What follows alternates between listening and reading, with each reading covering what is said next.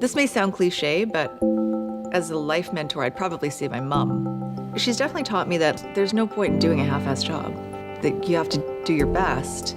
She's also taught me that, you know, if this were all to fall apart tomorrow, if I lost my job here or, you know, if something were to happen, it's not the end of the world. You just go on to the next thing. There is a next thing.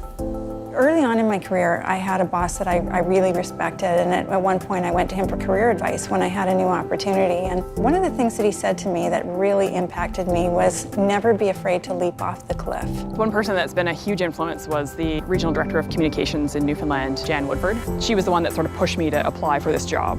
When I said, I don't know, I won't get it, and you know, what's the point? And she was the one that kind of said, go for it. What's the worst that can happen? Well, you know, I give a lot of credit to my dad, actually. He taught us the importance of hard work.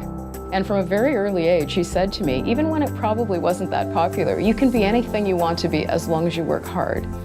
Did I ever think I was going to end up, you know, being the first female Attorney General in British Columbia's history? No. I wanted to be sure to send a strong message to young women that you too can do this. I didn't dream it, I didn't imagine it, I didn't seek it. But someone saw something in me that said, you can do this job.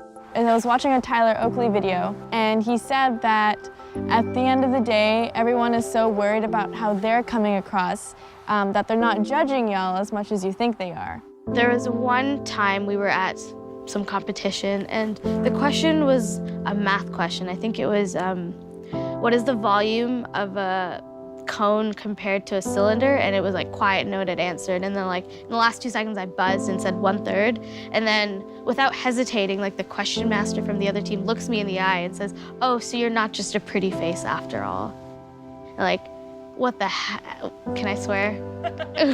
What the hell? Like, that's not okay to say, and no one else was reacting around me. I remember just being like furious that like beauty and intelligence was mutually exclusive.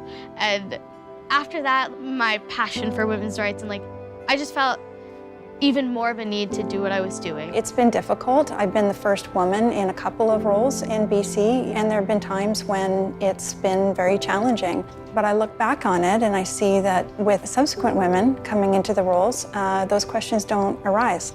And so I like to think that at the end of the day, you do pave the road.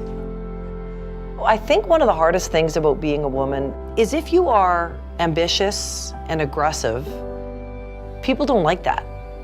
But if you are nice and gentle and kind, people don't respect that. And it's a real tough dilemma for women to both be considered to be tough and competent, but also to be seen as nice and supportive. It's going to be something that we face. It's something that we need to face together.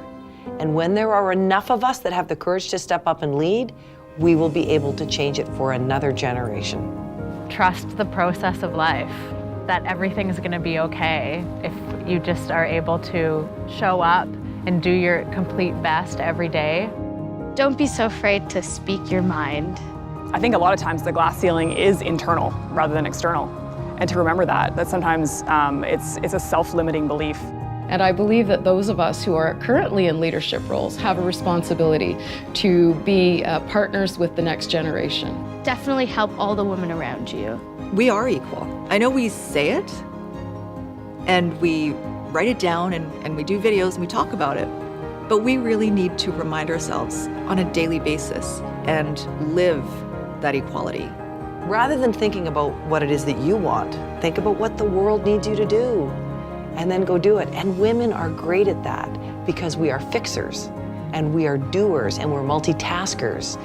And you know, I think that's the path that if young women follow that path, I think we're going to change the world.